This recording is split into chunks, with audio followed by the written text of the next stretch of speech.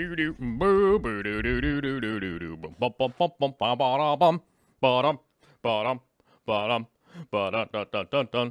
bet you thought I was going to sing a song about a Sandman. Who knows about a Sandman when we could sing about Aquaman? Did that Aquaman movie ever come out? I don't know. I don't even know if that Aqua movie ever came out. Does anyone know if there's an Aquaman? Oh, Aquaman, the show is warming up. Oh, no. Oh, no, the show. Well, there's 30 seconds of me screwing around. What's up, Internet? What's going on? It's super dark in here today because, oh my, it is raining and cold outside today. Beautiful day yesterday. Had a beautiful day working in the outdoors yesterday with the sun a-shining. It was a mighty, beautiful day in the world yesterday, and today it's the opposite. It is raining and pouring, and oh, the old man is snoring. Oh, yes, the old man, he's a snoring, and it's a raining a pouring. I think there was some hail, too, involved, so not a lot of wondrous work in the great outdoors today, but a little bit of work in the shop, which is a great thing. My fish room is actually inside. My fish room is inside a building, which makes it extremely, I think, extremely more convenient for me to be doing fish tankery in the indoors on a day like today. So we have a video segment today that will come out on this show, right? On this show. The video segment will come out on this show, not some other show. It'll come out on this show, and it'll have something to do with a 240-gallon aquascape that I work on quite a bit. Candy Overhaul says she's buffering bad. Oops, sorry to hear that. I don't know what's been going on with the live viewing, live stream on other people's end, because on my end it's working fine. I don't know what it is. So I don't know. I really tried to investigate it. I spent as much time as I could investigating it, and I don't know. I don't know why people are seemingly having issue. You know? Cheese the Cowfish says, I'm Taylor Nicole Dean's cowfish. Well, that's not good. That's probably not a great situation for any fish. Jad Orzi was first to the chat today. Good to see you. Thanks for coming out and being first to the chat. Quickly followed by M. Howie9. Fish Tanks. Hi, all. Good to see you. Snowflake 3981. I'm not sure what the 3981 is all about. Probably has some kind of meaning to its owner. Big Jerem 86 is here. Oddball Aquatics. Bentley Pascal, my homeboy from just up north.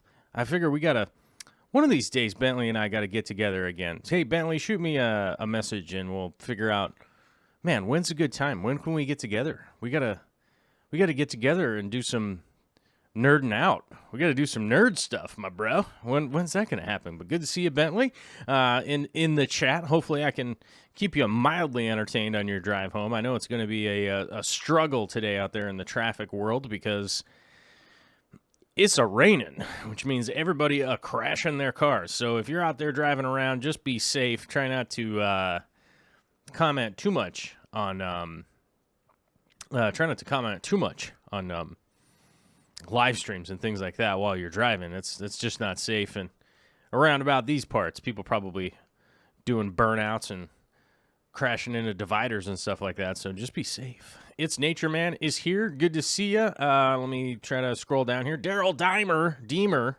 Yeah, I've always said your name wrong. I've always said Dimer, and I guess that's wrong. I've heard that. Somebody told me that, and I was like, what? Sorry, man. 54 Punchy is in the house, and I'm here to announce during the beginning of the show, I am adding in 54 Punchy as a moderator on the channel because we had one of our moderators decided to step away. From being a moderator, and I'm just assigning it to 54 Punchy. She doesn't actually have to do anything. I just, am just doing it during the show because sometimes I just have to do things during the show, as part of the show, as part of the fun of the show. And I figure 54 Punchy's a long-standing supporter of the show, so I'm going to throw her in as a moderator from here on out, and she doesn't really have to do anything, but now she has a wrench next to her name, and her name is in blue, and, all that stuff. Speaking of people's names changing color and all that kind of stuff, you guys have noticed out there, the join button has been showing up on more and more channels out there, including the Aquarium Co-op, like AquaPros. A lot of people over 100,000 subscribers have the join option that you can join their group. As in the early chat here, people were talking about, wow, we're almost to 20,000 subscribers, which is awesome. It's great to after 10 years just to finally be able to approach a number that sounds like a legitimate number. I don't know if 20,000 is a legitimate number. I don't know. It feels legitimate, I guess. I don't know. After like 10 years, it's good to be approaching that number, which we haven't even hit that yet, but they recently lowered the join button to 50,000. So we're on the charge now to hit that 50,000. That seems to be the echelon where YouTube is giving mad props to the creators and giving actual support. Like if you have an email question, they actually email those people back. Stuff like that, which is ultimately the goal right now. So if you guys want to share it out, please share it out. We're trying to grow our community here, so we just have more people to chat with, more ideas to work with, and more experiences to work with, because that ultimately is the goal here. That's my goal, is just to grow the community so that people we can help each other out. So it's not always necessarily just me speaking directly at people, at people's faces, right? And, so growing the community, that's mainly the goal here, just to keep rocking and rolling. We got Brian's Fish Tanks in the house. We got Karen Pepe in here, Jeff Rose Fish Keeping, Aquaman, Chevy Smith, Mr. B's Fishing Things, RNH2O, Candy Overhauls, Dr. Black, Banam Cheddarock has a question. Ooh, let's get this question real quick here for Noam. 2 German Rams, 5 Julie Corey, 6 Cardinal Tetra, 6 Rummy Nose Tetra, and a 20-gallon long. Thoughts? Sure. I mean, if you could keep them healthy, personally, I wouldn't do that few Cardinal Tetras or Rummy Nose Tetras. I would pick one or the other. 2 German Rams is fine. But I would just do one type of tetra and try to do more of them. They are a large schooling fish, and they want to have a large school. So that's what I would. That's what I would do if those were kind of the options on what I was setting up. That's what I would try to do. And the Julie Corys want more than 5, I would say. Rumbust is here. Good to see you, my man. On his phone, it works flawlessly. On the PS4, it hangs after 5 to 20 seconds and never recovers. Okay. So certain streaming things are working, certain things aren't. Okay. So maybe that's a little insight. Maybe that could help somebody out. Sorry, I am completely shaking the camera around today. Sorry about that, guys. I've been meaning to remount that onto something else, but I've been working on getting the new office going, and that's just going to take...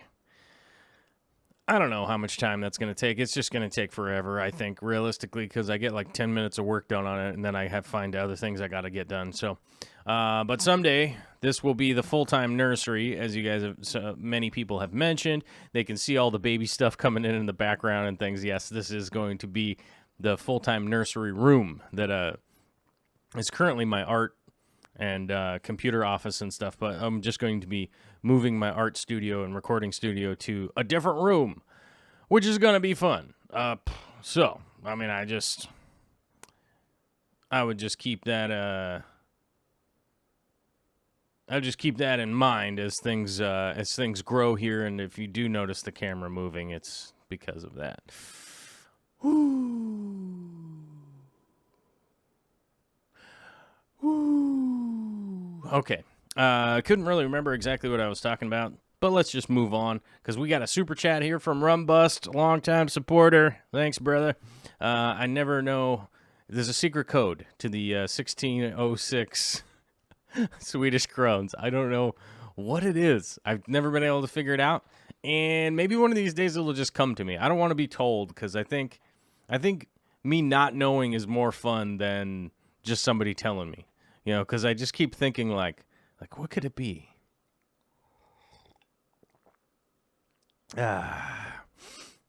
We see a KG Cichlids in the house. Good to see you. Thanks for coming out. What was some of the stuff that I wanted to talk about today? Oh, I have noticed that there's been a slight influx of more personality coming out onto YouTube, and I definitely have to admit that I'm appreciating more, and I'm appreciating that more and more. Back in the day, I used to pretty much primarily watch, sort of, and I put air quotes around this, science background type videos and stuff like that. But I've noticed that a lot of people have been incorporating a lot more personality, and I don't know if you guys have noticed that over the last couple years. It definitely it didn't happen like last week. It's been a slow progress, and I definitely have to admit that I'm kind of enjoying it. Though I feel like sometimes we're getting too much backstory. Does anybody notice that? From time to time, it feels like we're maybe getting a little too much backstory from time to time on certain things. When it's like, man, I just wanted to know a thing about a thing. And I'm afraid that I might be falling into that same category if if doing the live show here, I often get the feedback that like I tuned in to like hear about rainbow fish or something, right? And I'm like, well, I just I talked about it for a while. I don't know where it came up. I don't know where it didn't come up. Realistically, that kind of stuff is kind of super difficult for me to track as this goes on for like an hour and a half or whatever. And so maybe you're a YouTube person that is like, man, I don't have time to watch an hour and a half long thing. Good news for you guys. One of our moderators and one of our fans have collaborated. They've started uploading these as a podcast format. So maybe you're somebody who doesn't want to watch on YouTube or whatever. It's on Podbean. So if you can look it up on there, Dan and Alvin have combined forces, with their powers combined, they're uploading these episodes onto the podcast format. So you guys could listen to it while maybe you could like listen to an old episode or something and be like, oh, wait a minute, maybe there was something I was trying to catch up to, and maybe you don't have to be like super engaged with YouTube. I don't know. I'm not like necessarily encouraging people to like not be on YouTube, but I'm just saying maybe this is maybe that's a better way to help people out. Maybe. I don't know. Aquariums Anonymous says, hey, everyone, snow and a long weekend here in Canada, a.k.a. working in the fish room. Hope everyone's doing well. Yeah, that's pretty much how the world is starting to go.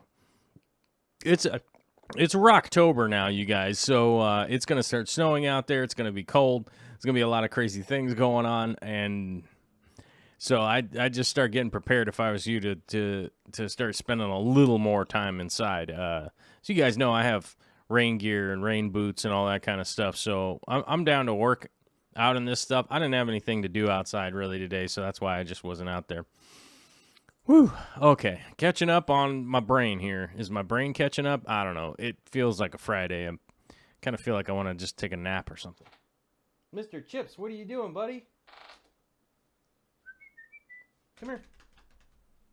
Come on, buddy. Come on. Come here. Oh, do you want me to get you? Okay. Come here. Mr. Chips. He's a Mr. Chips. Oh, he wants to come up on my lap today. He's a good boy. He's a good boy. Oh, let's see. Somebody's asking about a super chat. I got the one from Rumbust. Yeah, I got the one super chat from Rumbust. Gar Aquatic says 100 watching and only 20 likes. Come on now. Yeah, I mentioned earlier. Yeah, hit the shares, hit the likes, blah, blah, blah, all that kind of stuff. But either way, moving on, we're going to be going over to the Patreon questions of the week. I just listed the link for the Patreon if you guys want to go check it out, but that's where these questions are coming from. And I got to click over here and go to the next scene. There we go. All right, we've got Mr. Chips here to answer the Patreon questions. So, like I said, I posted the link in the chat there in case anybody is wondering where these posts are coming from. You know, you can see my mouse moving around over here, and I normally click the heart button right after I've answered the question. So, these come from the Patreon people. These come from the Oceaneers. These come from the people that are all about supporting the show. And, you know, I have to say a big thank you to the Oceaneers. You know what I mean? Like, I got to put a big thank you out there to you guys. We're back up. You know, we went through a moment of attrition on the Patreon, and you know, these things happen. Things go in an ebb, and then they go in a flow. You know what I mean? They go in an ebb, then they go in a flow. We're back over the 300 mark. We dipped down there for a while. We're back up to 301 people patronizing, and let me tell you something. I'm eternally grateful and a little bit humbled just about every time I look at that. Sometimes people drop off and I get a little depressed, but otherwise, most of the feeling that I get is a humility to the fact that I'm like, man, people actually want me to make stuff. Oh man, it's crazy. I kind of don't know what to do with that. It's kind of a big deal. Before we get in here, we got a super chat from James Licers, over the top $20 super chat, my man. That's wild. A slice and a coffee for the aquatic experience. Thank you very much, James. That is awesome. I will definitely get myself a few slices of pie, because if we were talking about the northern pizza experience, we're talking about New York slice, we're talking about New Jersey slice. I'm not a huge fan of the deep dish personally. You can be a fan yourself, and I'm not trash talking anybody. I'm just saying I like them thin slice. You know what I mean? I like to have that thin slice and roll a pizza taco. You know what I'm saying? Pizza taco, pizza taco. That's not Italian. I just am singing a song about pizza taco. But I like them thin slices, so I definitely will be having a few out there. And as you know, I got a baby on the way, and then once the baby's here, I'm going to have to be probably kiboshed on the pizza eating for a little while. I don't know. We'll see how it goes. Let's see. But thank you, James, for your generous super chat. And Schwisky with the 777 Lucky Sevens high roller. I thought that was the... what was the Lucky Sevens? Yeah, I think that's pretty much what it was. That's the deal. But thank you, man. Thank you, Jimmy, for chipping in, my man. It was good to see you yesterday, if only for a minute. Yeah, you were working hard. I was digging a hole and, you know, doing all that kind of stuff that I do. And we were both busy doing our stuff. So, but it was good to see you yesterday. And I hope to, probably not going to see you till next week. Well, either way, I'll see you soon, Jimmy, and maybe I'll shoot you a text, and it'll be weird. I don't know. Maybe we could do a thing with Bentley. Yeah, I don't know. Maybe we could team up. I don't know. This is going to be a pretty busy weekend. We got a baby shower to go to. I got a football game to watch on Sunday, which means I got to host some people coming over to watch the football game, and we got some friends of ours, like Venom, is coming out. I don't know if anybody's excited to see Tom Hardy as Venom. I'm not sure. I hope it's going to be good. Come on, Chips. There you go, bud. Go in your little bed. Oh, there you go. Sorry, my My leg was falling asleep because I was holding on to chips. But this always, oh no, this gives us a chance. Can we go to the, oh no, do we have the dog cam? Do we have the dog cam? Hold on. Let me see. Hold on. Devices, webcam, video. We need that one. Yes, that's the right one.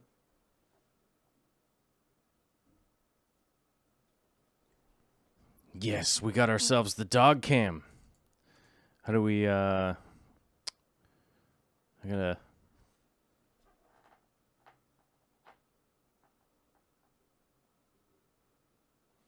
Yeah, there we go. Dog cam in full effect. Mr. Chips is Mr. Chips. He's a super duper dog eat pie. Yeah, I love Mr. Chips, and he seems to be sniffing around and licking his feet. It's very exciting. It's very wow, you know. Okay. Anyhow, let's get back to our actual live chat here, and so I was talking about Venom. Karen Pepe saw Venom this morning. She loved it. Okay, so hopefully it's going to be a good movie. I was looking up some of the reviews, and I realized that some of the reviews were not very friendly. You know what I mean? I was like, I don't know.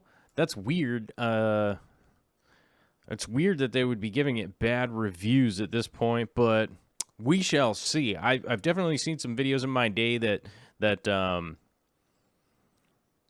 they had pretty negative reviews, but they ended up being a fairly good movie. But I'm going into this as a movie. I'm not going in this as like a film experience. I'm certainly not going to learn anything.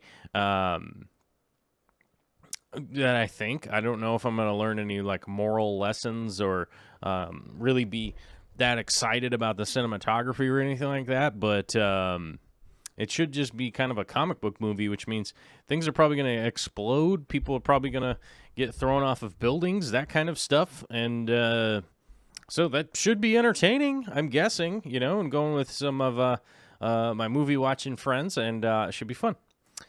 Oh, man. All right, you guys. Now we've got super chats piling up. We got Big Jerem with $5 throwing down, says, keep the super chat going. Happy Friday. Well, thank you very much. I appreciate it.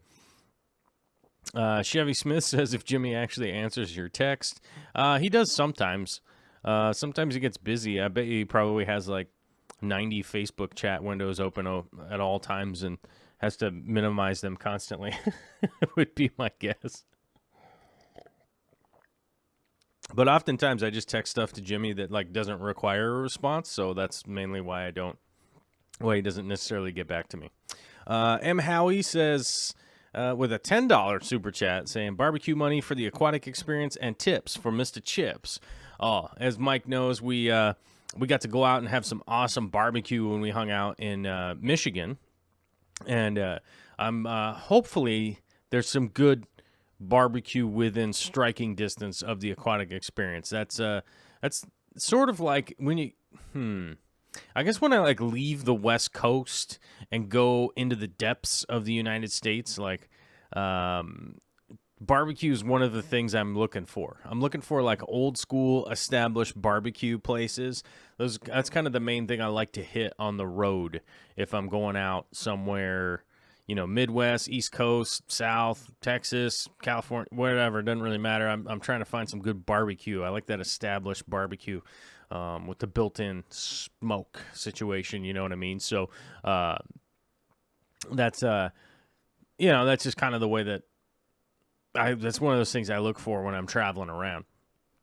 KG Siglids with a $5 super chat says, I wish I had one more penny to make it $5. But iPhones suck. Yeah, I don't know why the iPhones do the 99 cents. Maybe it's just to differentiate somehow. I guess maybe just like make it easy for people to like differentiate between like the super chats, which I don't even know why it would matter what operating system you're super chatting from, except for the iPhones. Like you couldn't super chat with an iPhone for a really long time. I don't really know why, but it probably has something to do with like, I don't know, iPhones tripping or something. It would be hard for me to figure that out. Jeff Rose with the $4.99 super chat saying, jumping on the super chat train. Mr. Chips for president. And, oh, yeah, hi there. Yes. Chevy Smith says, how did Mr. Chip's vet appointment go? All right, a little bit of backstory on my man, Mr. Chip. That's the dog. Let's go to the dog cam here. Let me see if I can go to the dog cam. Mr. Chips is napping hard. All right. He's in hard nap mode, and yes, I know that camera flickers. It's part of the encoding. I have too many things, so it's gonna flicker a little bit. Don't worry. The Mr. Chips camera will flicker a little bit, but don't worry about that. Anyhow, so we had a vet appointment like 2 weeks ago. I had to go. Well, 2 weeks ago. Yeah, less than 2 weeks ago.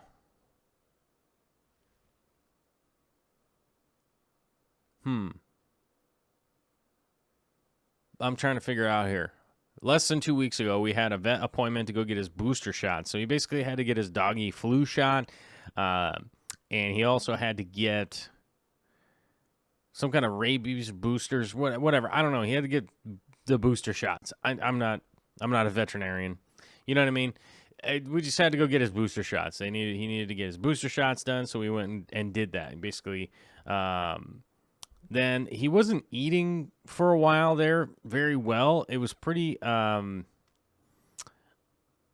it was pretty awful that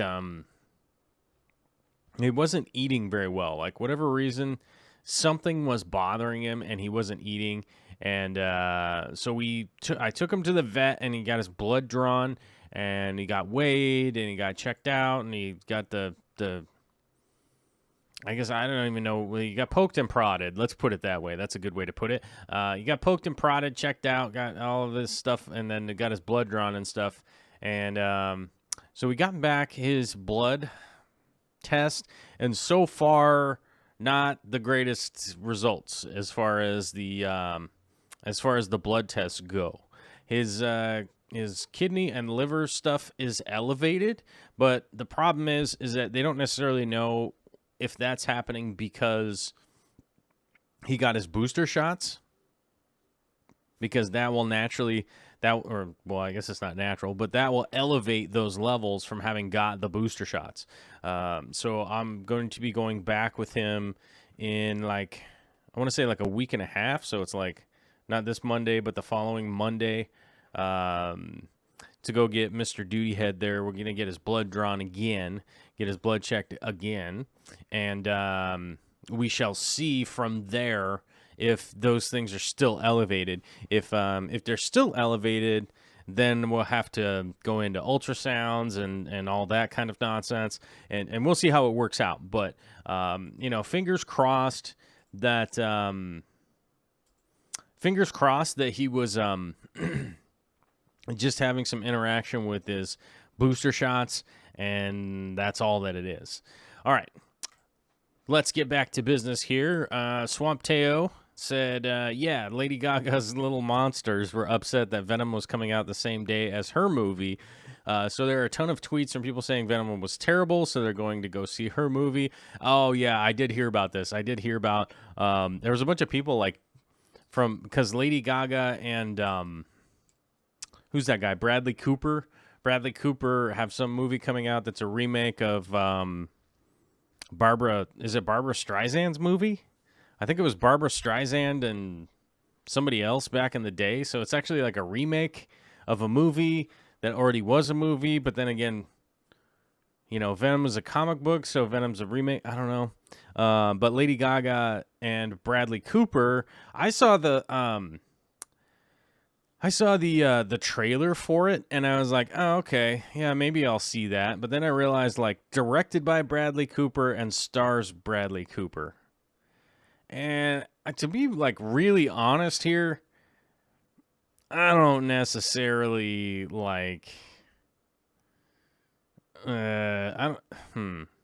don't necessarily like movies that are directed and starred by the same person. They always feel super watered down. They're missing the point.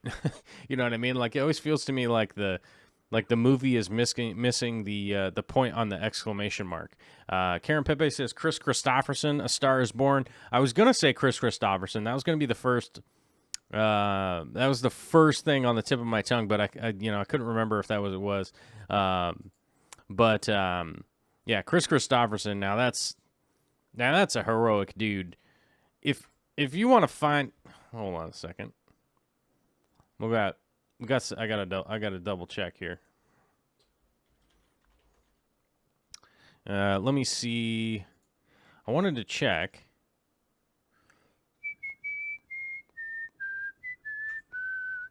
Yeah, I wanted to double check that he's American because you never know sometimes. But yeah, if there's somebody that you want to do, if there was an American that you wanted to replicate, why don't you replicate Chris Christopherson? You know, that's a good example of like what I think, you should be doing if you want to emulate somebody who's famous. Emulate Chris Christopherson. He's a pretty well thought out, talented guy. He does stuff, thinks about before he's going to be in a movie, and he's, it's just an overall good dude. So I would definitely go for that. Schwisky says Tarantino, man. Yes, I know Tarantino's like in movies that he directs, but he rarely is he ever like the star. He normally just plays a little bit part in there. But also at the same time, I have a lot of criticism for a lot of Tarantino's movies. I mean, like, let's be honest. Pulp Fiction is awesome. Some of his other films are awesome, but he has a bunch of just kind of garbage, like, just shock you kind of movies. And, I don't know. They're just kind of, it's not that they're, like, bad, but they certainly aren't good, like, but that's just me. I don't know.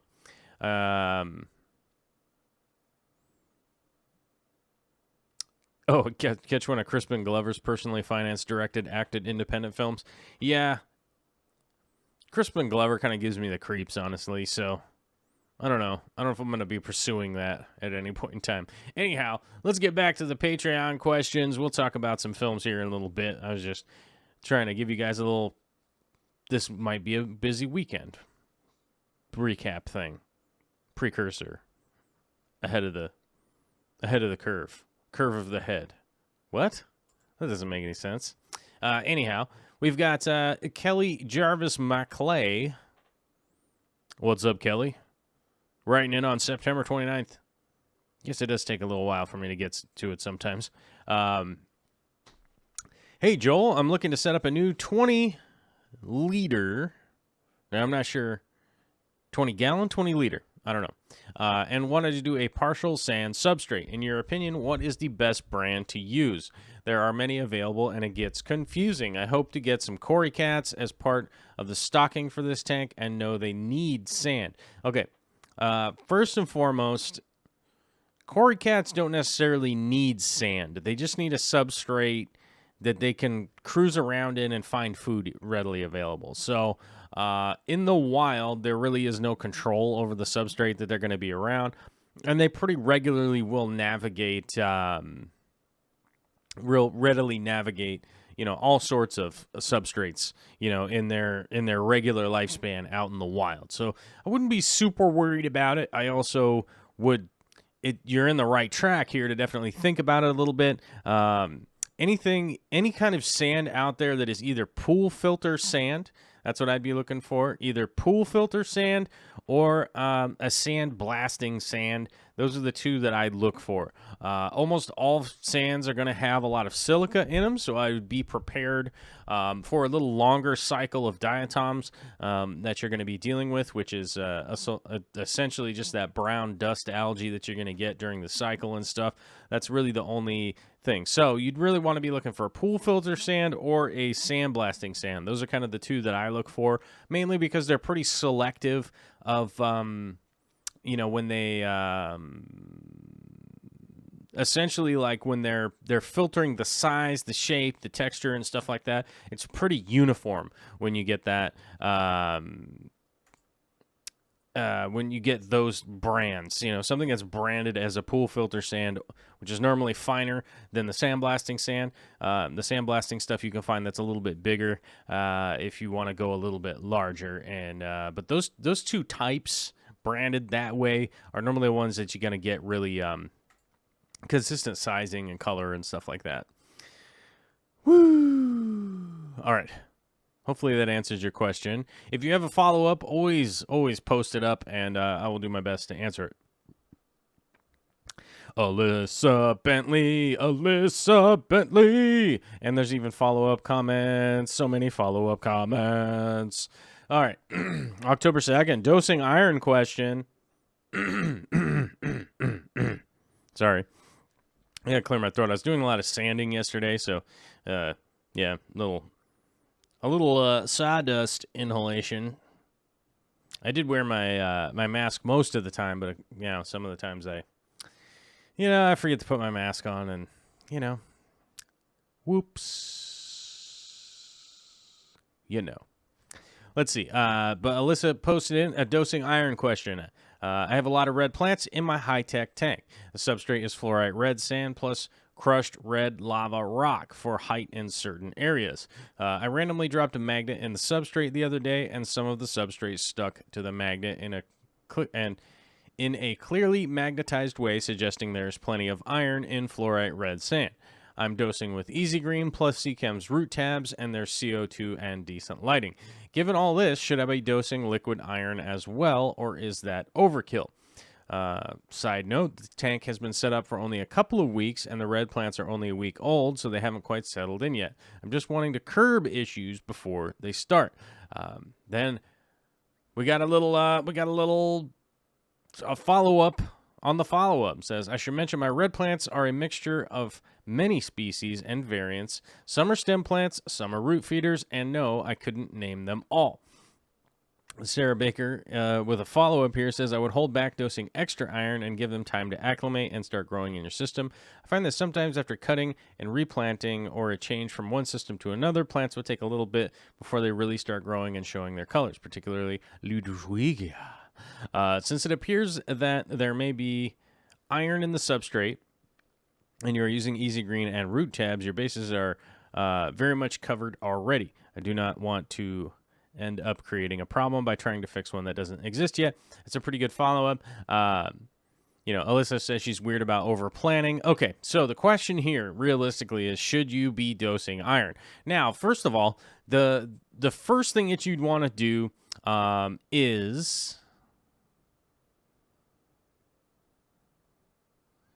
So the first thing that you'd want to do is figure out if you have iron coming in from your water change source. That is one of the very few little bits that I get from my water here is a little bit of iron. So I do get a little bit of iron in my water changes as long as I'm utilizing my fertilizers. I don't have to dose iron personally because I do get a little iron from the water changes, so I'm not that concerned about it. Iron is something that is not going to be used that readily or rapidly by plants. So yes, I feel like the answer to this would be you would definitely see some benefit from dosing iron, though it's really in comparison to what your water change water is. So let's say there's no iron in your water change water, and on top of it, you didn't have any kind of iron, a readily available iron source for these plants in your aquarium. Then I would say yes, you would definitely want to add some iron into the water column. That would definitely make up for it, but maybe you have a little bit of iron coming in your water changes and you're doing a 10-gallon water change or a 20-gallon water change or something like that every week, and it's definitely bringing in enough iron. So the first thing that I would do is check your water source that you're using, right? And from there, I would start to figure out if you start to see any deficiencies in the plant. for me these days, that's the best metric that I utilize. Is, are my plants growing healthy as they continue to go and grow and grow and grow? Are they growing healthy? Are they growing the way I want them to? Are they showing any signs of deficiency? Man, where did the plant deficiency? Where did that go? Oh, I wouldn't even know how to do that. Let me see. I wonder if I got it. I wonder if I saved it. Did I save it? I thought I saved it as a... Hold on a second. Let me check here.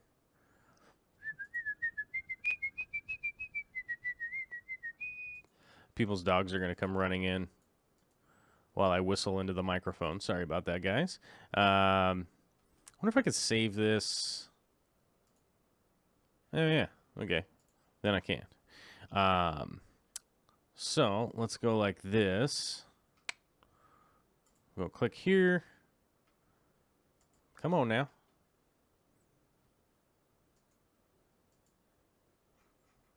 Why is this? Really? Go here, then back here, and then we'll double check and see if it, I wonder if it loaded up properly. Nope. Maybe?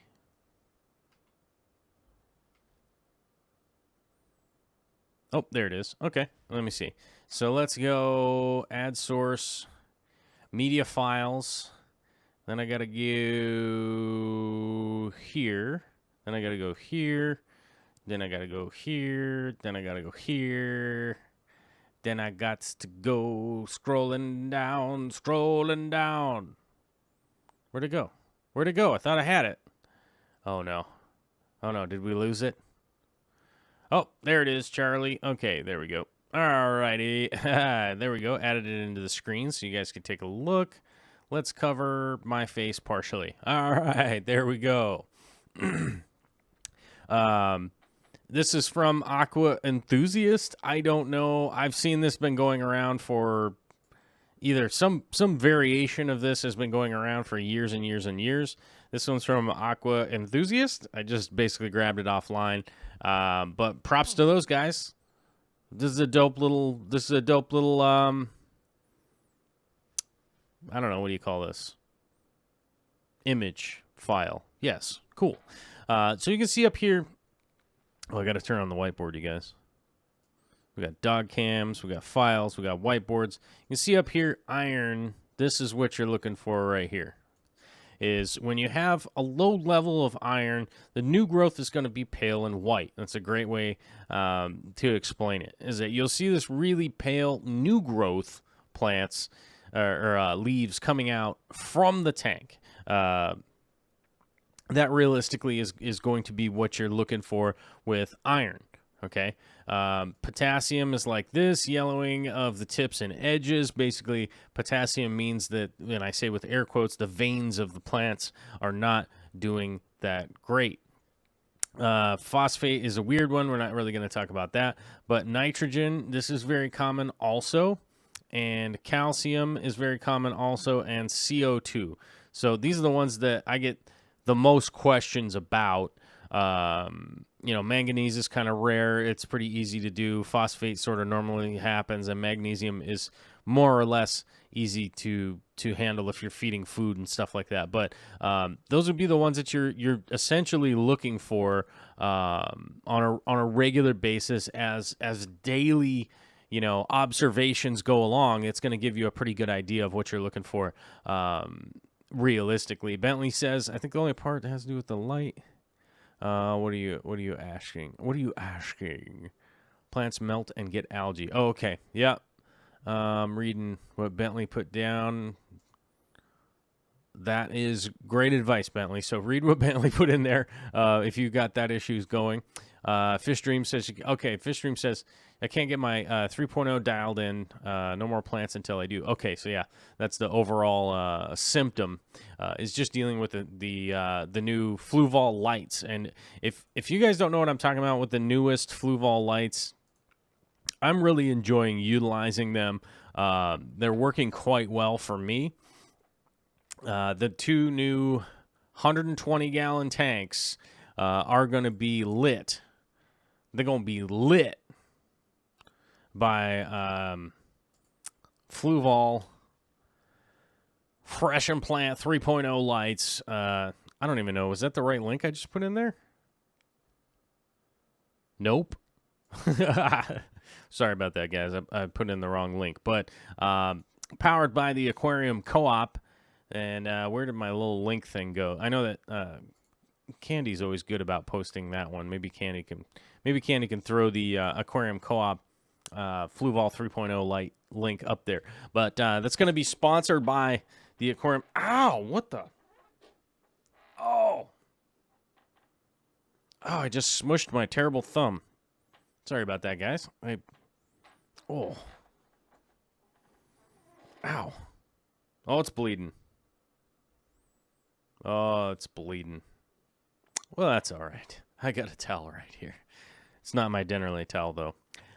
Anyhow, sorry about that. Just totally ripped a hangnail open on my terrible thumb. But there's the link. There's the link for the Fluval 3.0 lights. Those are going to be powered by the Aquarium Co-op. I worked out a deal that Corey and I are going to... I'm going to do some... I'm going to help Corey with some projects. Whatever. Powered by Aquarium Co-op. If you haven't been to Aquarium Co-op, just go over there. Check out their stuff. Awesome plants. If you're in the U.S., go there. Check it out. Those guys are dope. And... definitely go for that. So, but back to Alyssa's question. I think realistically, from my perspective, I would have a bottle of iron on hand, right? But I wouldn't be dosing it right out the gate. I rarely am I ever dosing fertilizers on a new tank. A new tank, for me, is all about getting the cycle, figuring out the water temperature, the quality, the filtration, make sure everything is working properly, things are going in the right direction. I never really fertilize, at least until about 3 weeks to a month in, is about the time when I start fertilizing, mainly because you're going to be battling so many algae, you're going to be battling so many other things going on. Dumping in fertilizer right at the beginning is essentially going to make a lot of that stuff more difficult. Coming out of a brand new tank, which doesn't have a lot of bacteria in it, it doesn't have an ability to handle a lot of big differences yet, especially if you have a lot of new plants that are adapting to new substrate. If you've used Amazonia or Stratum or any kind of, the good substrates that do have a little bit of ammonia in them, you're going to have to be doing a couple of water changes, that kind of stuff, so I wouldn't necessarily go straight into dosing anything, but I think you will be able to catch up. And iron, as I showed you guys in the that little that little image there, iron is going to be evident from the new growth. That's where you're going to see the slight issues and stuff. So you will see it pretty rapidly from the new growth coming in, and it'll just give you an idea of that if you do need to add some iron or not, and should be pretty good. All right. Dan Squires, if you guys don't know, Dan Squires is one of our moderators, and he also was on the road the other day. And this is his best pick from his travels in Lisbon. Florestas submersas, which I believe means submersed forests. I think that's what he's saying. I want to look this up. I think he's just making stuff up, or I could be wrong. Let's see. Florestas submersas is an album by Rodrigo Leao. Oh, Florestas submersas is the name of Takahashi Amano's tank out in Lisbon. That's that big old tank that's out there. Okay. All right. Yeah, color me embarrassed I didn't know the name of that tank. Although I never know the name of anybody's scape. Or I don't think I've ever named any of my scapes until like way after the fact. Like, oh yeah, that's the shrimp tank, I don't even name my paintings. I think that's weird too. But like if I do a showing for paintings, like I have to make up names for when they get hung. I don't know. It's kind of weird. Dominique Nadeau throwing down. Planning to eventually go from a low-tech setup to a high-tech setup. Currently in my 35-gallon, I'm using the basic Nicru LED light, having Seachem Fluorite Dark in the back and pool filter sand in the front. This is the pool filter sand we were talking about earlier. There you go. Perfect example right there. Dosing Excel every day and using all of the Seachem line, as I can't blow my money in one time. I'm not sure if there's better to buy CO2 right now or to replace Excel or buy a Fluval 3.0. Whatever choice I make, I will buy the other one in maybe 2 to 3 months. So which one will have the biggest impact on my plant growth?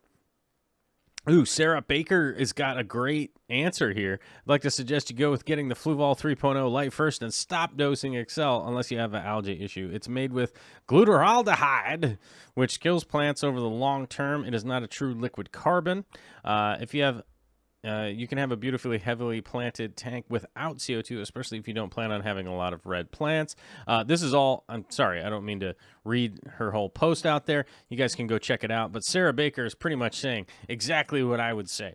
The first biggest upgrade that you want to make if you are coming up to increasing the potential of your tank, you got to think about it this way. What's your water quality like? It's good. What's your substrate like? It's good. Is the tank holding water? That's good too. What's the biggest next step? Lighting!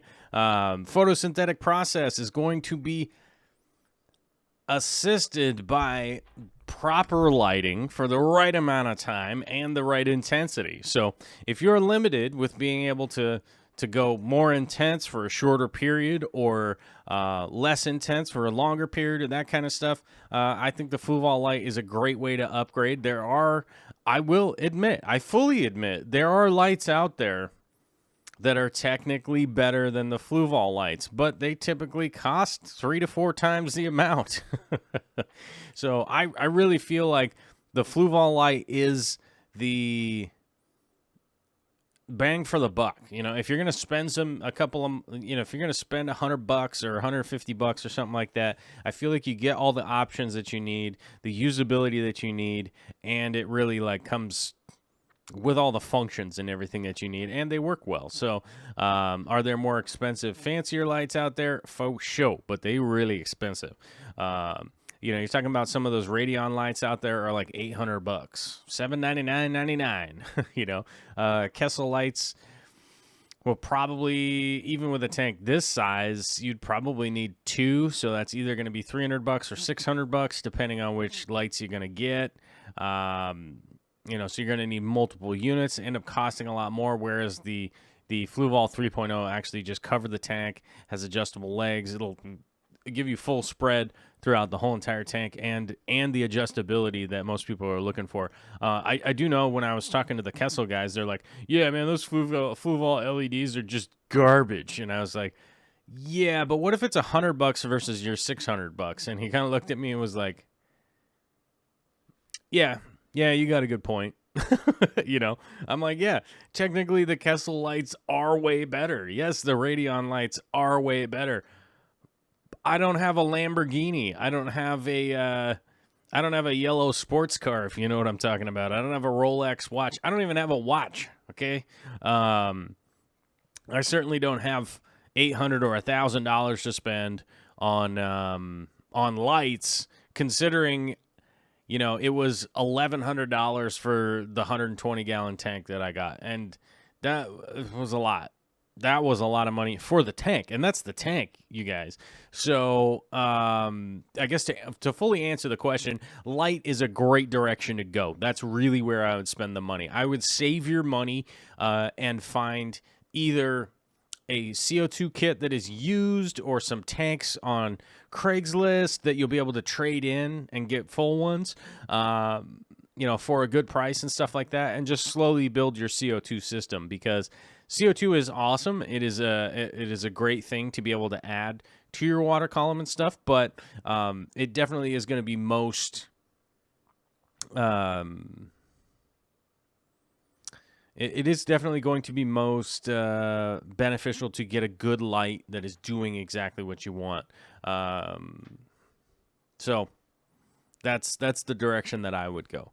Bentley Pascal says, I've seen far too many people have issues with the freshwater Kessels than good stories. More often than not, most of the issues that I have seen with the Kessels in freshwater is that people end up growing way too much algae with them. They don't realize how intense and intensely bright they really are. They work fantastically on big tanks and stuff like that, which they're essentially designed for, to penetrate the water column.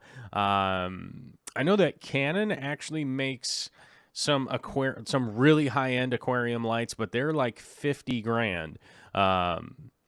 So those are even more expensive. I forget which aquarium you can go to check them out if you want to go look at them.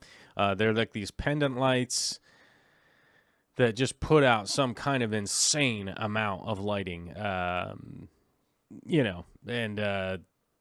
But the Canon camera company is the one that makes those ones, and like I said, they're like 50 grand, which is pretty crazy. Fish Dream says a good CO2 system is around $400. Am I wrong about that? They can run that high. It really depends on how big of a tank, if you're going to buy new tanks, all the accumulative equipment that you're going to get with them. I personally, if somebody's just starting out and you really are wanting something to learn on, I go straight to Craigslist or Facebook Marketplace or something like that. You can find the whole systems for $100 used, $150. It really depends on who's selling them and like what city you're in. But oftentimes you can find the used CO2 systems and at least get started on and start to figure out like what you're looking for exactly in a system from your own experience of giving it a shot. So if you can find the used stuff, that's awesome. I think realistically, if you're starting from scratch and having to buy everything new, I think it's pretty easy to hit $400, because a good solenoid and a good regulator and solenoid with a bubble counter and the hose and diffuser and all that kind of stuff. I think, you could probably hit $400 fairly easily. So, but if you got a gig and you're saving up money and you can definitely get there. It's not insurmountable amount of money. So, but an easier way to kind of step in would be to find something on like Craigslist or whatever. M. Howie9, aka Mike Howie. What is up, my man? I dig this post. This is actually kind of cool. It doesn't really have anything to do with fish, but this is just cool. He says, I don't have anything in the barn in place for a good picture update. I'll share some photography stuff instead. My dad took the attached picture when he was in Germany in the 1970s with the Army. A couple of years ago, it was picked to be on display at the Springfield Art Museum in Springfield, Missouri.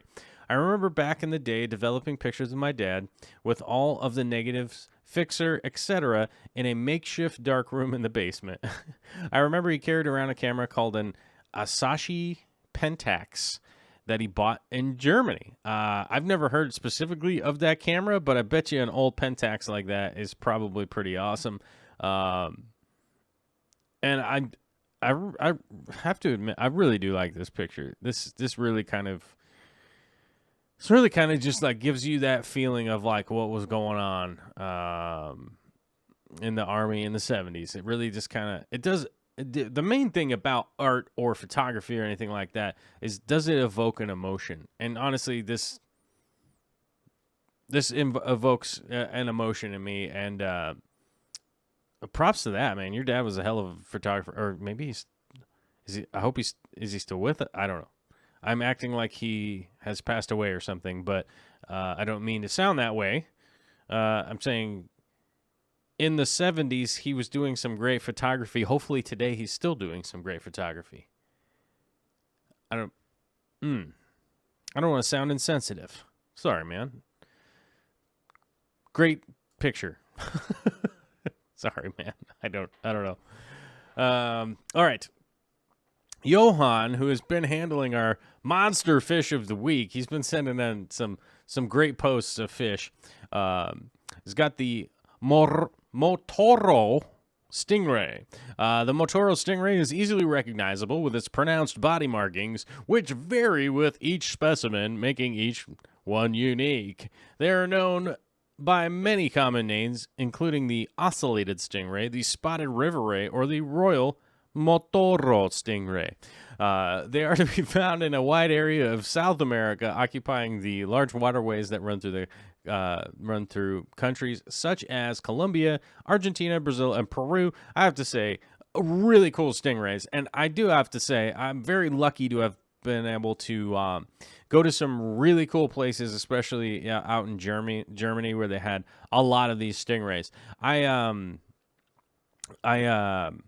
am no stingray expert. I do know a little bit about them. I would not say I'm a stingray expert. I've never personally kept any stingrays myself. I've never really been wildly interested in keeping them myself. I very much enjoy the stingrays in the wild or in large facilities that can actually handle and give them good care. I always kind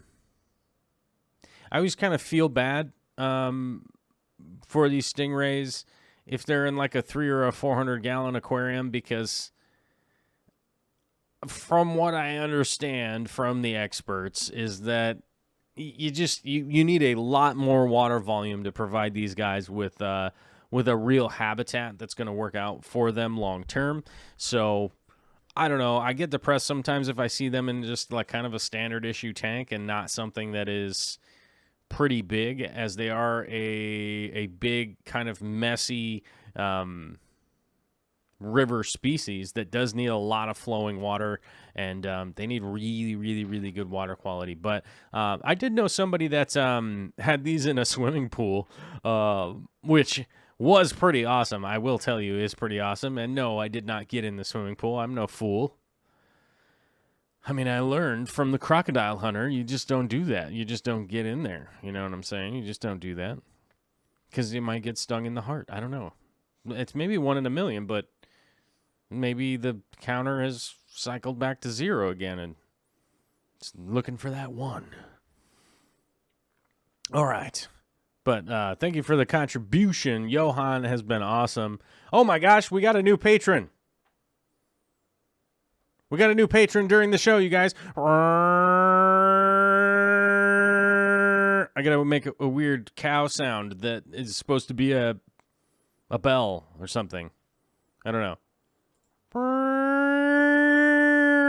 I don't really have a sound effect for like when somebody becomes a patron during the show. Abby Anderson, welcome to the Patreon page. Oh, thank you. Thank you so much for joining the Oceaneers over here on the Patreon. Over here on the Patreon, we gonna oceaneer, and we're gonna talk about fish tanks and help the fishy mailman ID his plant. What do you got here, Bentley? What do you think this is? You know, off the top of my head, let me read what Fishy Mailman sent in. Hey, Joel, any ideas on what this stem plant is? I can't remember. I picked it up with a bunch of others at the local fish store a few months ago. It has decided to stop growing vertically and started trying to carpet. Have a great stream. I'll have to catch the replay. Okay, so clearly from the image here, we have a stem plant. We have a stem plant that is putting off some long, thin leaves, and it is kind of growing in a peculiar way. Initially, my first response is it could either be a pogostemen, for sure, or it could be a hygrophila. It could be one of those two. I would probably need either more detailed pictures, how it's growing, what it's doing, maybe see it growing in the way that it's supposed to be growing. But it's one of those two families, and then you know, the variegation on it, I'm not 100% sure, or not the variegation, what am I talking about? So the family and then the subspecies, what am I thinking of? Either way, the specific is going to be something. But Honestly, from this picture, I'm gonna probably need some other pictures. See how this thing's growing. What's it supposed to grow like? What do its roots look like? And then I could probably get a lot closer. I do see a crystal shrimp in here swimming around, which means I probably would be leaning towards a hygro if it's growing in a tank where crystal shrimps are doing well. I would say typically a hygro is going to do better in there, but. This picture got me a little confused just on what it's doing, but you know, I'm pretty sure it, you know, from it growing with this well with crystal shrimp parameters, then I would say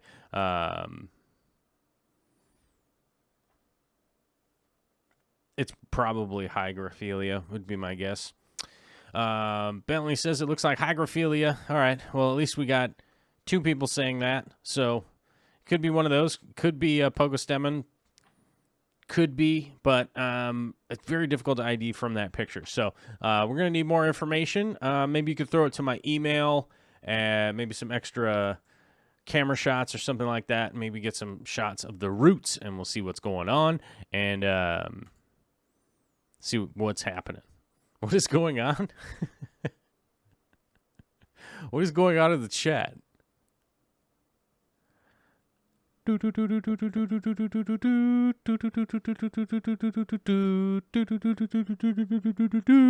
to read. All right.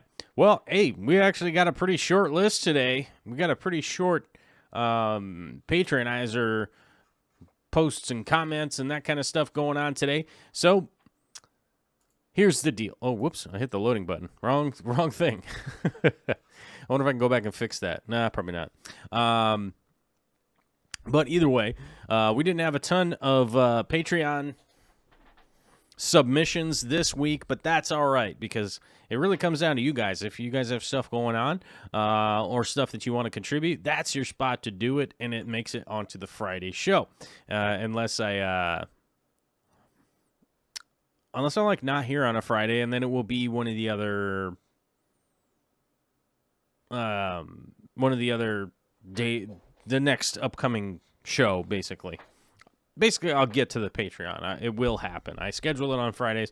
Sometimes I'm out of town trying to film a crayfish video or something along those lines. And, you know, basically just, you know, driving all around or flying all around the world, make a video, and then come home and edit it, upload it, and then and watch it slowly fizzle out. But that's, you know, that's kind of like the name of my game here. I've got 848 videos now. I wonder if I would get to the point where I have 20,000 videos for 20,000 subscribers. Either way, I appreciate you. You guys are awesome. So we just keep going down the road because we're going to just keep going down the road. Let's go to the video. We want video. I got to figure out what scene it is, though. Scene 5? No. 4? 7? 6? 2. Is it 2? Oh, it is. Yes. You guys, I figured it out during the show. Look at that. We got ourselves some super sassy action here on a Friday, digging around in my 240-gallon aquarium.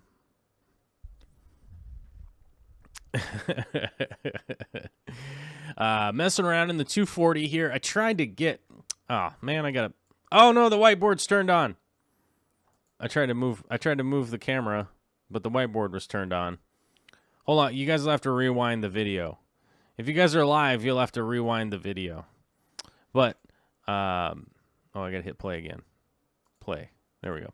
As you guys know, the Aeriocallan, which is one of my favorite plants, because I will say this, 5, 6, 7, 8 years ago, something like that, Areocalon was like almost impossible to find. It was rarer than hen's teeth, you guys. It was rarer than all of the hens with teeth in their mouths in the whole entire universe world. Oh, you could not find it unless you lived in Australia, and then you could probably, you know, get a dirt bike and go find a stream that it grew in, and then you could just go find it. But it was super rare to be able to find this plant, and this was one of the first. This was one of the first super, super, super rare plants I got, and it wasn't necessarily the Vietnam type that I have right now. I actually had 4 different types or 5 different types, something like that, back then, and it was one of the first plants that I really was considered impossibly difficult to grow. People just couldn't figure it out back then. It was just one of those plants. It was one of those plants that just people couldn't get it to grow or replicate or replant it or any of that kind of stuff without it just dying off rapidly. And, you know, so one of the, this was realistically one of the plants that I succeeded with that was one of the super difficult plants. I forget how much I spent, but boy howdy, I will tell you, it was a lot of money to collect those Areocalum. Nowadays, you guys can find a bunch of these plants for probably $10, $15, maybe $20. Realistically, this is the Vietnam type. It's probably the more common of them. It isn't like the type 3 or the blood vomit or anything like that. So you could probably find this. You could probably find this pretty readily available for a pretty reasonable price nowadays. But I still have to say I have such a soft spot for any of the Areocalum because it was one of the original super difficult plants that I got. Same kind of deal with like King Kong shrimp. Like, I still to this day am fascinated, like a decade later, you know, considering that crystal shrimp and King Kong shrimp and stuff like that, when I got into them, it was not uncommon for them to be $100 a pair, or $300 for, or like $300 for 4, you know. It was pretty common back then. They were just so rare that like people couldn't get a hold of them. I know that they're expensive now if you're going to buy a big colony. I get it. I fully understand, you guys. I know what it's like to be like $50. Oh my gosh, you know, but they're so much more affordable now. But the reason I bring that up is because I still have that exact same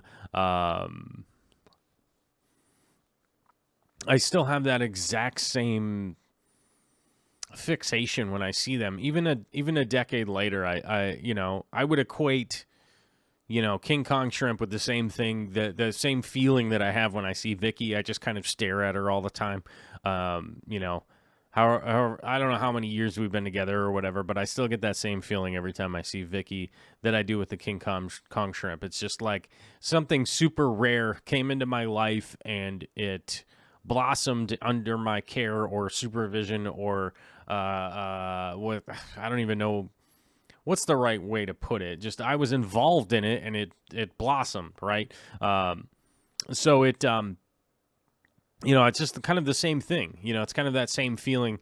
And Areocalum has that. Areocalum is one of those plants that has that spot for me. You know, dwarf baby tears would be the same kind of deal. You know, because dwarf baby tears were just so rare back in the day. The stargrass that I have in this tank, which is actually still some of the overgrown stuff, is right over here on the left, which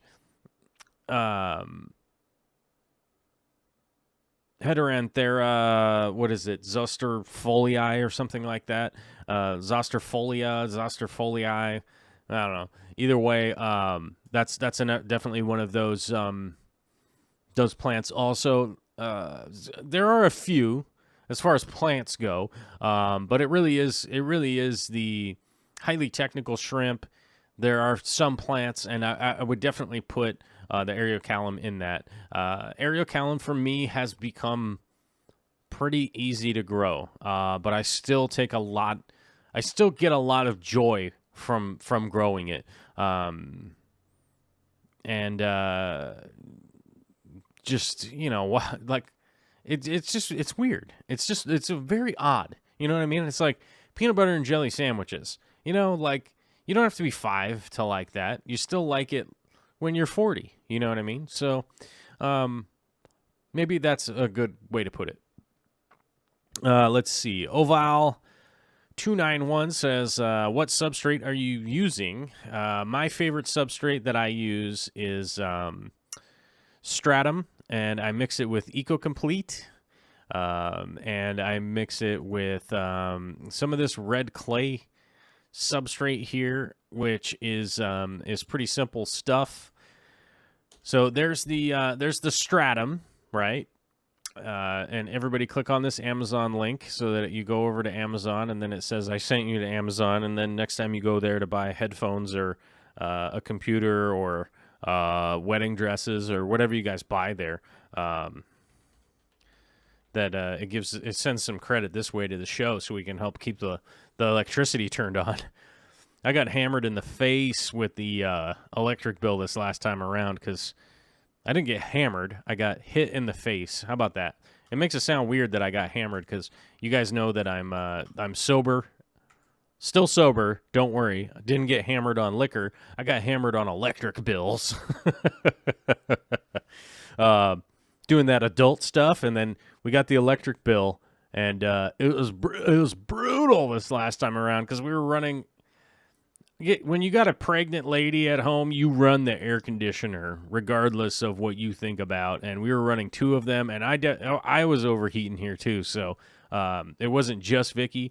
So it was me and Vicky running air conditioners. It was quite a bit. The electric bill was high. So there right there is the EcoComplete that I typically use. I typically use the black in tandem with that, and it's going to take me a second to find the red substrate that I typically use because I can't. I got to find it in my storefront.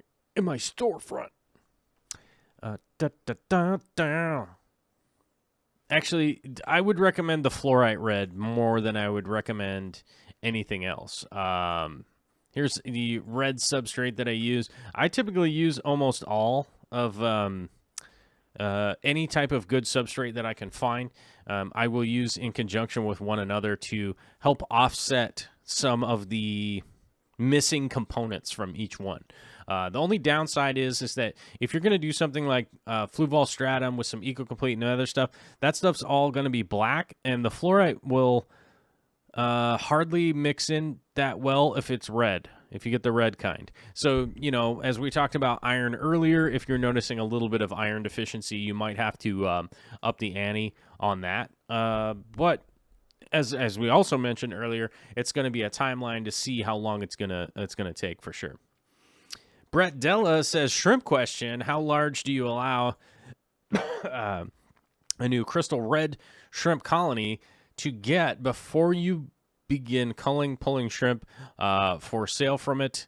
The cull shrimp need to come out on the first time that they breed. They start throwing babies before they become adolescents, or before they become young adults, I guess. So maybe when they're adolescence is basically when culling begins. And culling typically for me is moving to another tank or moving to an area where you know, they might be in the same tank, but I'm going to move them to something that's going to hold them and separate them from the other shrimp, which sounds easier than it actually is, but it's really one of those things that you could do with a sump or something like that. Typically, I implore my sump to do a cull area, if you will, and that mainly is going to be for either resale, but I don't want them to breed right away. That really is one of those things that you don't want them to be breeding if they're off color from what you want them, want your line to keep moving forward. You need to cull them before they get a chance to pass their genes on, basically, before they can breed with anybody. Fish Dream says, Joel has a store. I have a Teespring store if you guys want to buy shirts or something like that.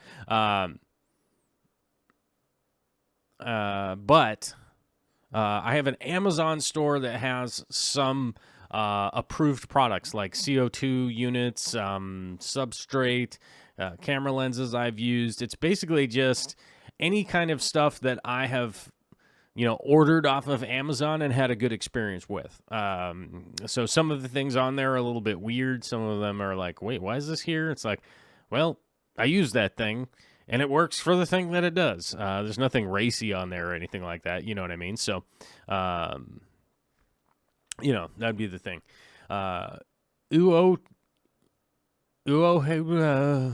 Okay, I can't say your name, but you have a car as your avatar. Hey, man, great live stream. What is your favorite type of moss? And can you recommend one that does well in a tank not running CO2? Most of the... where's my Amazon store? Hold on, where did it go? It's in... hold on, it takes a second to find it from my control panel. While I try to find it, I'll try to answer a question at the same time. Okay, that's probably not going to work because my brain is... where did it go? Let's see. Art supplies? See, more. Oh, here we go.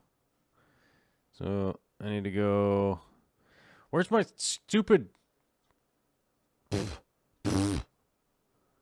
Where's that? Okay, I don't know where it is right now, but I'll find it in a minute. Somebody could find it. Candy Overalls. There we go. Candy's got it. Queen of the Links. Thank you very much. So Brett Della, as a follow-up, says, thank you. Yes, I have a cull tank all set up. Cool. Yeah, get them pulled out before they start breeding. Now, one of the upsides with those shrimp is if those shrimp grow up and start breeding, they'll probably throw some of the line that you're trying to do. So don't be too stressed out if you got multiple tanks or a space over here, space over there, and you can't sell the culls or something. You're still going to probably get some production from the cull shrimp. Just you have to be selective, that's for sure. Let me get back to this moss question. Pretty much any moss is going to do well in a tank without CO2. It's kind of one of the things that moss is. It's kind of what they're all about. It's just sort of their thing. I personally would go with a Christmas moss or a Phoenix moss myself. Physodins is just a huge pain. It's a huge pain personally. Some people are calling Physodins Phoenix moss. Why is that? That ain't right. There it is. Phoenix moss should not be Physodins. Or am I getting this mixed up in my head? Phoenix moss? Maybe I am getting it mixed up in my head. Well, I guess Oh, here we go. Hold on.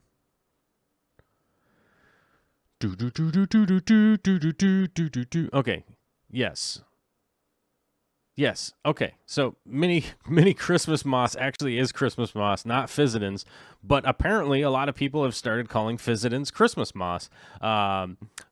Christmas moss, flame moss, Java moss is just lame. I wouldn't even bother with Java moss. It's just kind of a waste of time.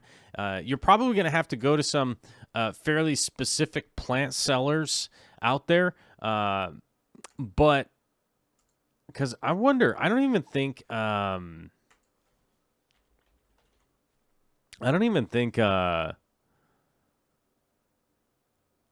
Christmas moss. Yeah, no, I don't even think that Aquarium Co-op actually even carries any. I think Boost Plant is probably going to be the best spot. I think that Boost Plant is probably going to be the best spot that you could that you'll probably have the best luck in my experience if you were going to order some moss. But there are some varietals that are pretty good, but moss, generally speaking, Berthou. Okay, got it. As Wushu says, Java moss is so basic, bro. It is. Java moss is a basic moss. I don't think it's great for scaping, but if you're a gangster and you can grow a ton of moss, like Java moss, you could probably make some serious money. That would be the one thing that I would recommend to anybody out there. If you really wanted to get into making money off of growing moss, get some Java moss and grow a swimming pool of it. That will be your best way to make money. If you want to make money off plants in the United States, get like a big blue above ground swimming pool. Get that thing going in your backyard and just do nothing but grow Java moss in it and resell the Java moss. That would probably be the most effective way to make money growing plants in the U.S. because you really wouldn't have to heat it all that much. I mean, you probably would have to a little bit. Electricity to kind of move some water around, but it's moss, so you probably wouldn't have to do that much to it. Fertilizers, yeah, you might have to fertilize a little bit, but if you really wanted to make money, get some Java moss and grow a swimming pool's worth of that because, everybody out there can't really find mosses for sale that much. So they would probably be... And every breeder out there needs Java moss. So there's always a market for Java moss because people are constantly wanting it, wanting to buy it, wanting to get it. And it's not that they're necessarily...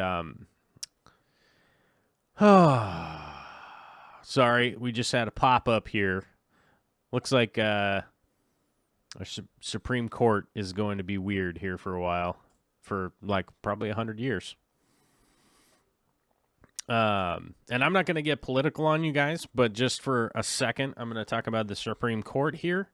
Relax your minds for a second. I'm not going to talk about anything except for the fact that I find it wildly odd that the guy that is going to get the next appointed job to the Supreme Court is a guy that went to high school with one of the guys on the Supreme Court. Like, can anybody explain that part to me? Like, that's the part that I'm really confused about. That there's only 9 of these positions, first of all. And I'm of the opinion there should be a Supreme Court justice for every single state at the very least. Or 5 for every state. Or 100 for every state. Or, I don't know, gives the people the right to vote. But I find this whole Supreme Court situation super odd because of the fact that those guys came from the same like super expensive private school that only had 400 kids going to it. They had a golf course and all this crazy stuff. And they went to school, like one of them was a sophomore when the other one was a senior, of a high school of 400 people. 2 of those people are going to be Supreme Court justices. I just find that to be crazy odd mathematics. Like, I don't think it's odd mathematics that they're just both so good at their job. I think it's just the corrupt system is putting in people that are buddies. They're putting all their buddies into these like super powerful positions, and it's happening like while we're all just wondering what the heck is going to happen next. It's pretty crazy. I don't get it. I don't want to be president. I don't want to be in power. I want everyone to be able to vote, to pick up your cell phone and be able to read what is going to be law and be able to vote on it and push in here yes or no. That is a good law for where I live in Washington. Oh, I agree with having read this whole entire law. That's what I want. That's all I want. I don't want any more kings or queens or justices or any of this other crazy nonsense. Like no. I just want us to actually have a democracy. That's all I want. Sorry about the sidebar here. It popped up over there. People tripping right now, and I'm sorry for that. It's just that's what I want. Either way. Aaron Sato says, I think it's because the way Java moss grows bushy all over the place, good coverage for fry, while other mosses moss types look better, but not as bushy. Yeah, they really, the Java moss really does just cover a big area. It does quite well, and it also is pretty affordable. Like, that's the big thing, is that it's pretty cheap relatively. Like, even if you can't find anywhere to buy it for like 3 months, when it comes back on the market, it's still like $2.99 for a big clump of it. You know what I mean? Or $3.99 for a big clump of it or something. It's always affordable. You know, and I think anybody would pay $5.99, $6.99 or whatever if you had it all the time. So honestly, I think if you wanted to make money in the U.S. growing aquarium plants as an independent person or whatever, I would just go and grow a ton of Java moss. I still might even take my own advice on that and do that myself. Who knows? Maybe I'll find the time to set it up. We'll see. Who knows? Yeah, Noob Phobos says rich people keep the power with the rich. Yeah, I think that's the biggest. That's the thing that's driving me nuts. We should have a democracy by now. It's almost 2019, you guys. It's almost 2019. Like, why can't we have a democracy? Meow. I'll try to catch up with the live chat here. Doesn't really seem like we have a ton of questions right now. I know I kind of sidebarred and, talked about the government for a second. I apologize, you guys. Super sorry for you. If you got all offended and left, it happens. It happens, But that's life sometimes. Either way, still love you guys just as much as before. What happened with this thing? Go back. Do what you were doing. There. Okay. Oops. I just clicked on the analytics thing. But either way, I want to say I want to give a big thanks to everybody that dropped the numerous super chats today. Going big time, blowing it up on a Friday. M. Howie, Jeff Rose, Fishkeeping, KG Cichlids, Big Germ 86, Schwisky, James Lizer, and Rumbust all starting it out for the day. And big thanks to hold on, I need to find your handle. It was up here. Snowflake, thank you very much for coming in and jumping on to the Oceaneer bandwagon over on the Patreon. Definitely help that out. Thank you very much to all the Oceaneers for chiming in on the Patreon. Hopefully I answered your questions. If I didn't, feel free to email me at any time or jump back on the Patreon and start throwing your questions up there. I get alerts for that, so I do know when it happens. If you do have something that's desperate and you need me to answer it, just say, can you please answer right now or something like that, or just wait till the Friday show. And just expect that it is going to wait until the Friday show and you'll actually hear from me. Fish Dreams has a question here by the end of the show. Stratum lowers pH, right? Yes, it will buffer it down a little bit. It will lower your pH just a little bit, and it won't. But I really, it's not something that really stresses me out all that much. And also, it helps your plants with uptake to not be in super high pH water. That's normally one of the big reasons why plants won't exist in a high pH. They can exist as so I have some really old, crappy YouTube videos highlighting a really high pH planted aquarium to see if it would work. And guess what? It does work. It's just not the greatest thing that you ever seen. So lowering the pH a little bit just helps them. And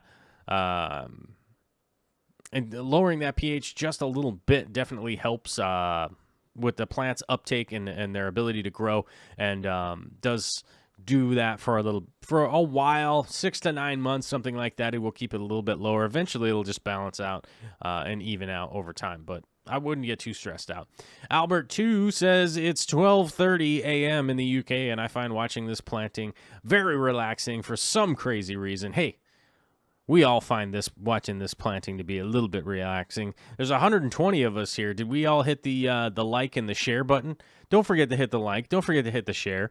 Don't stress yourself out about whether or not the people you know are going to like this show or not. Just share it out there. They might. They might. They might not. Either way, it's not a bad thing. I don't think there's any content on here that would really make anybody feel all that bad. Maybe they just wouldn't like it, So it's not really going to harm it if you share it out with somebody and they're like, oh, I didn't like that. It's like, okay, they'll just watch something else. They'll watch like Dukes of Hazzard or something. I don't know. Maybe they got terrible taste and things. 54 Punchy with a $5 super chat with hashtag tips for chips. I have to admit that is pretty brilliant. Thank you very much. Wushu Jimmy Brown with a $10 super chat says, "I may not be numerous, but I am a Jimmy." Oh, well, we I got to admit we like the $10 super chats. Crazy as bright yellow, man. That's wild, man. But Wushu, always a great supporter of the show. Thanks, man. Hopefully you guys learned a little bit today. Hopefully you guys have a fantastic weekend. I'm going to do my best to get some stuff edited out for you guys. Hopefully give you a sneak peek on the plumbing for the 120. I don't know, though, because I got to figure out the sump situation. It's just an ongoing thing, and I don't want to blow the top off of it, and then, people are like, I already know about it. Wushu Jimmy Brown says, I know punks and I know fish keepers, but as far as I know, you're the only punk fish keeper that I know. Well, there's Corey also. There's myself and there's Corey. Corey's not very punk rock anymore. He was when he was a little youngster.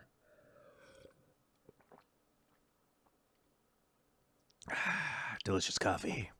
But yeah, there's two for you, But hopefully everybody has a fantastic weekend. Thank you for everybody chipping in, man. It's much appreciated. I love you guys.